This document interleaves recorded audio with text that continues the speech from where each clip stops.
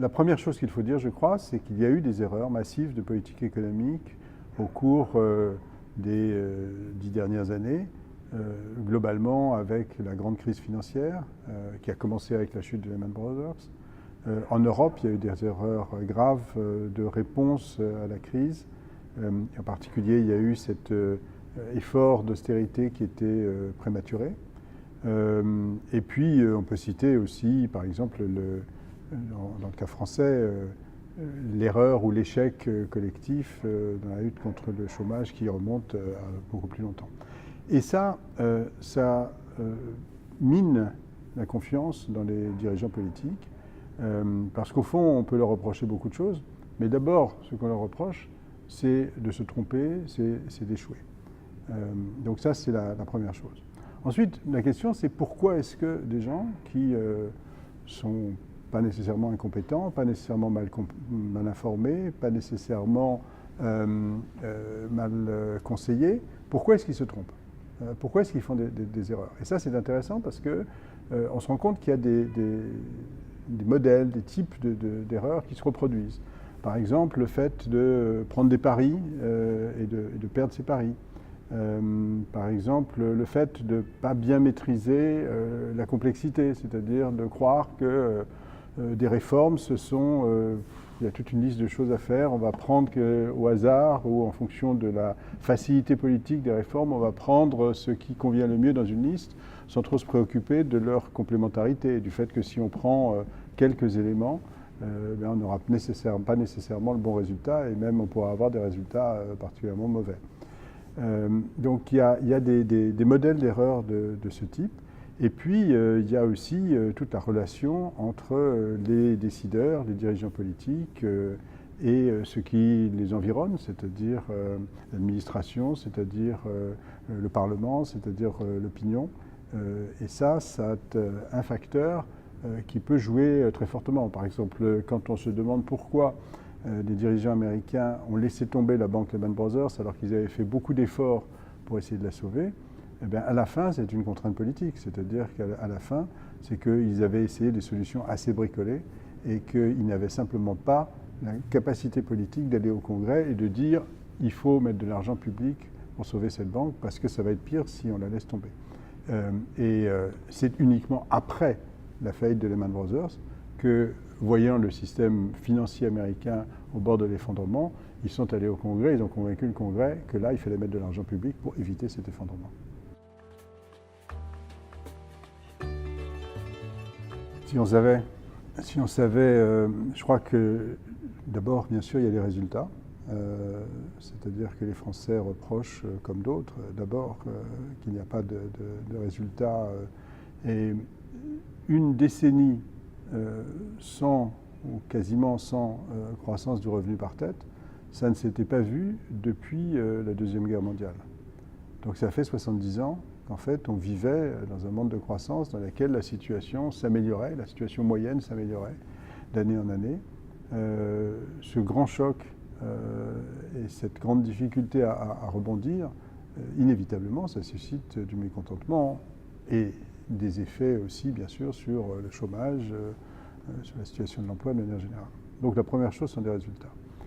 Ensuite, je crois qu'il y a si on interroge les raisons pour lesquelles la société française est particulièrement pessimiste, particulièrement défiante, et ça se voit si on fait une comparaison simple avec l'Espagne.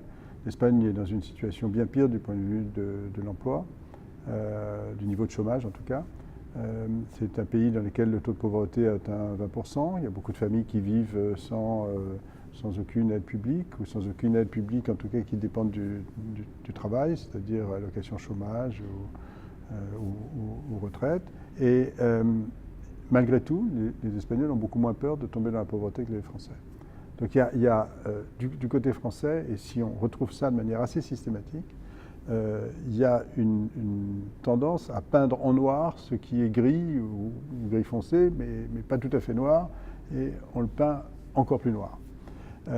Et ça, je crois que c'est un problème de confiance collective dans nos institutions économiques et sociales, c'est-à-dire dans ce qui organise la vie en commun, dans les règles du jeu, dans le caractère équitable de ces règles du jeu, dans le fait que ces règles du jeu permettent à chacun de tirer le meilleur de ses capacités.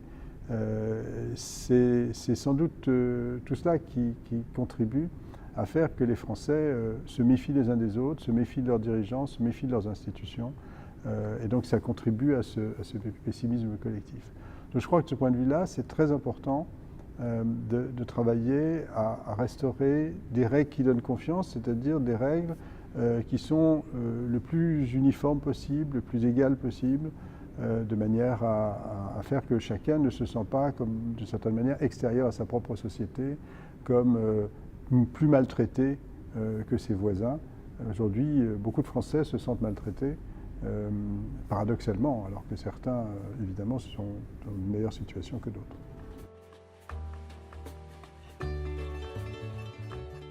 Le Brexit, c'est un choc double, c'est-à-dire c'est un choc d'abord sur le fait qu'un pays choisit de partir. Donc là, il y a un effet politique qui touche tous les pays. La question qu'on se pose inévitablement, c'est est-ce qu'il va y en avoir d'autres, même si les Britanniques ont une histoire de leur relation avec l'Europe qui est très singulière. Néanmoins, ils ont fait ce choix. Est-ce que c'est le signe d'une dissolution plus large, plus générale des liens entre les pays européens? Et puis il y a une autre question qui est comment gérer les relations avec les Britanniques demain, parce que c'est quand même un pays très important. C'est le centre financier de l'Europe. C'est une économie importante par son poids, par son dynamisme, par sa force dans un certain nombre de secteurs. Donc comment construire des relations nouvelles entre l'Union européenne et le Royaume-Uni? Alors sur le premier point, ça renvoie aux difficultés actuelles de l'Europe et donc ça invite à les prendre tout à fait au sérieux et à ne pas simplement passer des mauvais compromis, renvoyer les choses au lendemain. Ça demande du courage de la part des dirigeants européens pour affronter cette situation. Pour l'instant, ils ont décidé qu'ils allaient plutôt se consacrer aux questions de sécurité, de relations avec l'environnement, pas tellement aux questions de la gestion de la zone euro, et donc que c'est ça qui allait être leur priorité. Ce qui est compréhensible, mais ce qui est insuffisant, puisqu'il va falloir aussi traiter les questions de la zone euro. Sur la question des relations avec les Britanniques, aujourd'hui, les Européens ont une position très tactique consistant à dire c'est eux qui ont demandé à sortir, c'est à eux de définir ce qu'ils veulent et on verra ce qu'on leur répondra.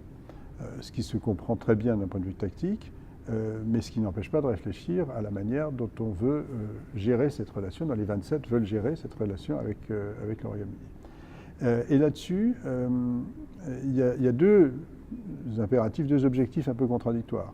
L'un, c'est de faire payer aux Britanniques leur sortie, de manière à ce qu'ils ne se retrouvent pas dans une position plus favorable d'une certaine manière à l'extérieur qu'ils n'étaient à l'intérieur. C'est-à-dire que, pour prendre un exemple, ils ne puissent pas conserver le bénéfice de l'accès au marché intérieur européen sans contribuer au budget. Alors que les autres contribuent au budget, les autres doivent appliquer les règles communes et c'est la contrepartie du fait qu'ils ont accès au marché. Donc il va y avoir une négociation difficile là-dessus. Et puis l'autre objectif, c'est d'éviter de détruire des liens économiques avec le Royaume-Uni. Et donc notre intérêt aussi, nous les 27, c'est de maintenir des liens avec le Royaume-Uni, de maintenir des liens économiques étroits. Et donc là, il y a un peu un conflit entre ces deux objectifs. Et toute la question, ça va être de savoir comment on va les concilier. Il y a des possibilités de créer un partenariat, par exemple, étendu, non seulement avec les Britanniques, mais avec d'autres pays qui ne sont pas dans l'Union européenne, profiter de cette crise pour essayer de reconstruire une architecture européenne qui fasse place à des pays comme l'Ukraine, peut-être un jour à la Turquie, si elle revient à de meilleurs sentiments, peut-être à des pays méditerranéens, pour créer un partenariat étendu. Ça demande pas mal d'audace.